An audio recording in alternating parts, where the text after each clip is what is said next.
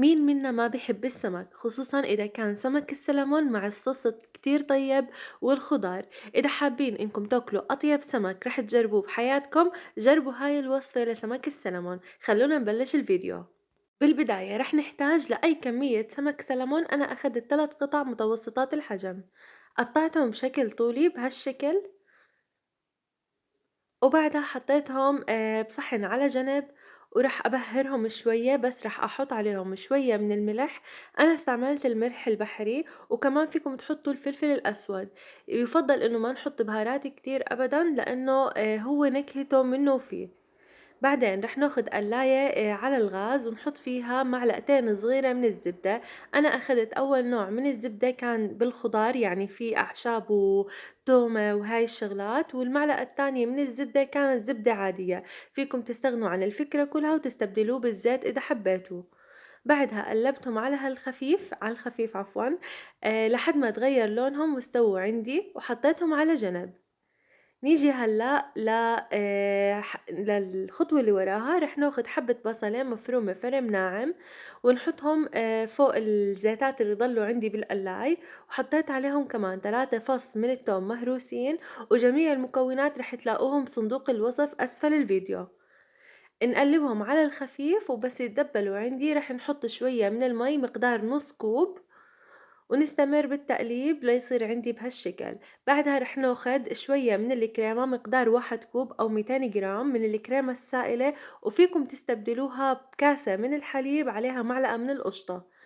وحطيت شوية من جبنة البارميزان، رح تعطيها طعم خيالي. يعني السر بالوصفة نكهة البارميزان. إذا ما عندكم أكيد فيكم تستغنوا عن الفكرة يعني، ولكن هو بيعطيكم مذاق كتير طيب. ورشيت شوية من الفلفل الأسود، وبعدها نزلت عليهم السمكات بهالشكل. بعدين حطيت عليهم شوية من الدل اللي هو الشومر الناشف أو الشبت بتحكوله، واستمريت بالتحريك على الخفيف، والغاز عندي على نار هادية. ما بصير عنا الكريمة تغلي كتير عشان ما تفرط عندكم وتصير طعمها مو طيب. بقلاية تانية حطيت معلقة من الزبدة وشوية من البصل مقدار حبة واحدة، وقلبتهم لتدبلوا عندي. أخدت ميكس من الشوكولا مالني يا الله أخدت شوية عفوا من الخضار المشكلة، وبعدها حطيت عليهم الملح. وكمان فيكم يعني انتوا تزودوا البهارات اكتر، وهون حطيت عليها شوي من الاوريجانو، رح يعطيها نكهة كتير مميزة. واستمريت بالتقليب.